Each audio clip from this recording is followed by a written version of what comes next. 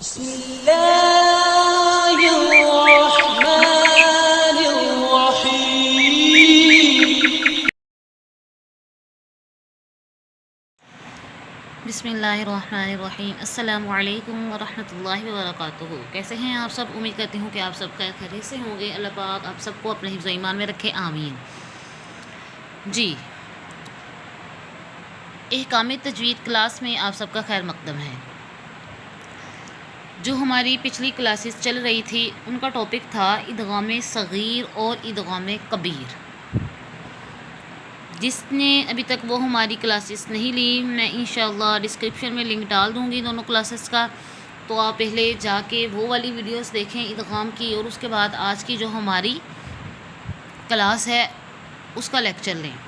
आज की जो हमारी क्लास का टॉपिक है वो है जी इदगाम ताम और इदगाम नाकिस। ठीक है, लेकिन इनको सीखने से पहले आपको जो पीछे वाली वीडियोस है उनको देखना होगा, इसलिए मैं लिंक डाल दूँगी। पहले आप वो वाली वीडियो विज़िट करें, लेक्चर नोट करें, उसके बाद जो आज की वीडियो का लेक्चर है उसको नोट करें। जी, क्लास स्टार्ट करने से पहले आप सबसे गुजारिश है, अगर किसी ने अभी तक मेरे चैनल को सब्सक्राइब नहीं किया तो प्लीज़ पहले मेरे चैनल को सब्सक्राइब करते हैं, उसके बाद फिर वीडियो अच्छी लगे उसको लाइक शेयर और कमेंट्स कर दिया करें। जी, अब बिना टाइम ज़ाया करें हम आते हैं अपने टॉपिक की तरफ। आज का जो हमारा टॉपिक है वो है जी इदगाम ताम और इदगाम नाकिस। ठीक है, नोट कीजिएगा अपनी नोटबुक पे।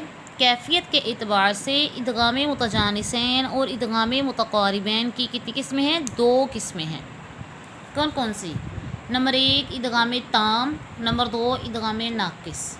ठीक है, उसके बाद इदगाम ताम। अब इसका मैं लफ्ज़ी माना बताने लगी हूँ। इदगाम का माना होता है एक हर्फ का दूसरे हर्फ में मुदगम होना, ठीक है, मिल जाना। और ताम का मतलब है पूरा, कामिल, तमाम, कुल। ठीक है, ये इस ज़मरे में आता है। ये तो हो गया इसका लफ्ज़ी माना। क्या है जी? कैफियत के एतबार से इदगाम मुतजानिसैन और इदगाम मुतकारिबैन की 2 किस्में हैं। नंबर 1 इदगाम ताम और नंबर 2 इदगाम नाकिस। इदगाम का मतलब है एक हर्फ का दूसरे हर्फ में मुदगम होना, और ताम का मतलब है पूरा, कामिल, तमाम, कुल। कुछ भी इसमें से ये माना ले सकते हैं। ठीक है, अब आते हैं जी इसके कायदे की तरफ।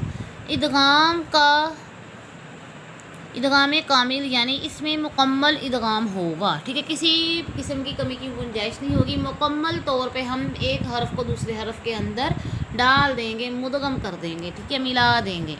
जी, अभी आते हैं इसके कायदे की तरफ। कायदे को गौर से देखिएगा, सुनिएगा, इंशाल्लाह से आपको अच्छे से समझ आ जाएगी। इदगाम होने की सूरत में अगर पहले हर्फ की कोई सिफ्त बाकी ना रहे तो इसको इदगाम ताम कहते हैं।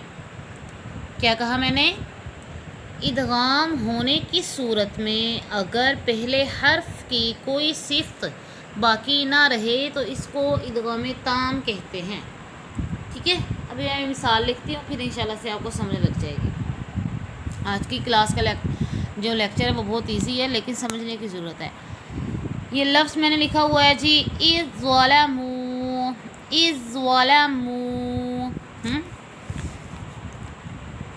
ये जो ज़ाल है ये ज़ुआ है। ठीक है, तो जब हम इसको पढ़ते हैं हम अलीफ को जो है ये ज़ुआ के साथ मिलाते हैं। क्यों मिलाते हैं? जो ज़ुआ है वहाँ पे शद है उसके ऊपर, यानी उसमें से एक साकिन है और एक मुतहर्रिक है। जब दो साकिन इकट्ठे हो जाएं, इज्तिमाई साकिनैन हो जाता है, इसलिए यहाँ पर जो है वो इदगाम ताम का कायदा अप्लाई होगा। हम अलिफ को ज़ुआ से पढ़ेंगे इज़्ज़लामू, यानी जो अलिफ है, जो ज़ाल है, वो ज़ुआ में मुदगम हो रहा है। यहाँ पे मुकम्मल इदगाम हो रहा है, मुकम्मल इदगाम ताम हो रहा है। ठीक है जी, समझ लग गई होगी। इसी की मैं आगे आपको दूसरी मिसाल देती हूँ। लिखिए जी, कुल रब्बी, कुल रब्बी,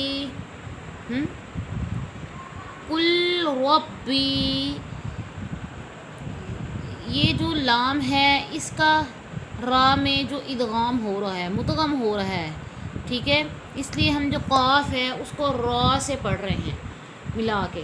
कुल रब्बी मुकम्मल तौर पर इदगाम हो रहा है, बिल्कुल भी कोई बिल्कुल आवाज़ नहीं है किसी लाम के, बिल्कुल ही इसके रा के अंदर इसको मुदगम कर देंगे, ठीक है।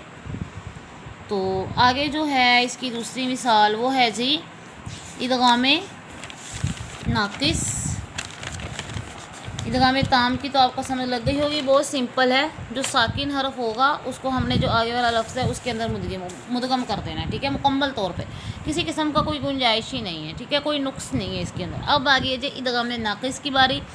इदगाम नाकिस का जो लफ्ज़ी माना है वो है जी इदगाम नाकिस, यानी इसमें मुकम्मल इदगाम ना होगा, ठीक है, क्योंकि नाकिस से ही आपको पता लग रहा होगा कि यहाँ पे मुकम्मल इदगाम नहीं है। चलें जी आते हैं इसके कायदे की तरफ, नोट कीजिएगा। इदगाम होने की सूरत में अगर पहले हर्फ की कोई सिफ्त बाकी रहे तो इससे इदगाम नाकिस कहते हैं।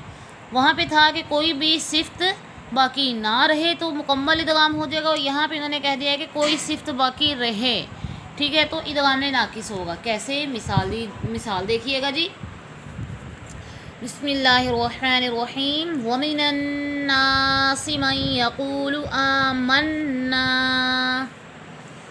ये यहाँ पे आइएगा, मई पे देखिएगा, मई लफ्ज़ है, नून साकिन है और या तशदीद वाला है, ठीक हो गया।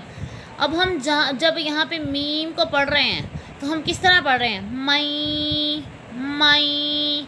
आपको नून की आवाज़ सुनाई दे रही है?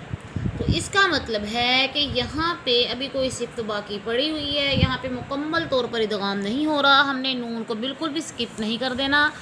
यहाँ पे जो है वो सिफ्त गुन्ने की हो रही है, नून साकिन गुन्ने के साथ आ रहा है, इसका मतलब है इसको छुपाना है नाक में, ठीक है। मई यक़ूलु, पढ़ के देखिएगा नाक को पकड़ के, मई यक़ूलु, इसका मतलब है यहाँ पे अभी कोई नुक्स बाकी है, इसलिए यहाँ पे मुकम्मल इदगाम नहीं होगा बल्कि इदगाम नाकिस होगा, ठीक है जी। उम्मीद है कि समझ लग गई होगी जी। दूसरी बात है, दूसरी इसकी मिसाल लेते हैं, म्यूवालिन।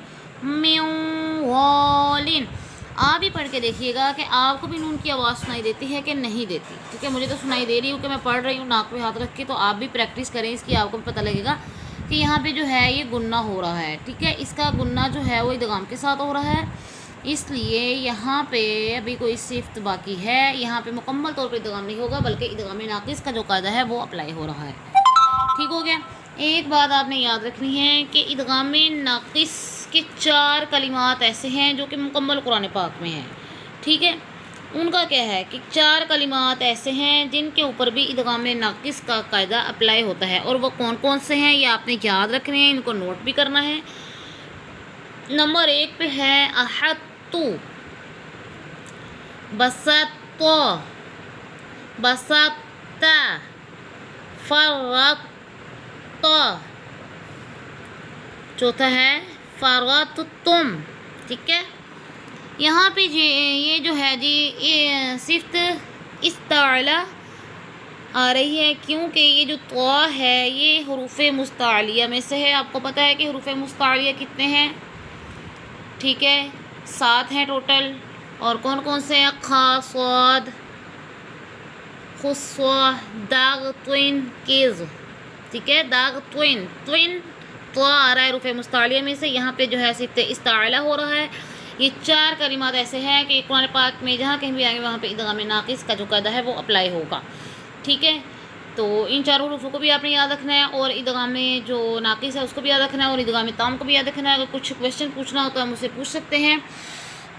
आज की जो हमारी लेसन क्लास थी वो बहुत ही ईजी थी, उम्मीद है कि आपको समझ लग गई होगी। अगर कोई बात समझ नहीं लगी तो मुझसे आप पूछिए ज़रूर, मैं इंशाल्लाह आपको गाइड करूँगी। अगर कोई कमी रह गई हो तो आप भी मुझे बता सकते हैं, वो शुक्रिया होगा, ठीक है जी। वीडियो अच्छी लगी उसको लाइक शेयर और कमेंट्स कर दिया करें। इंशाल्लाह से नेक्स्ट वीडियो में मिलते हैं, तब तक के लिए अल्लाह हाफ़िज़। अपना बहुत सारा ख्याल रखिएगा, दुआ में याद रखिएगा।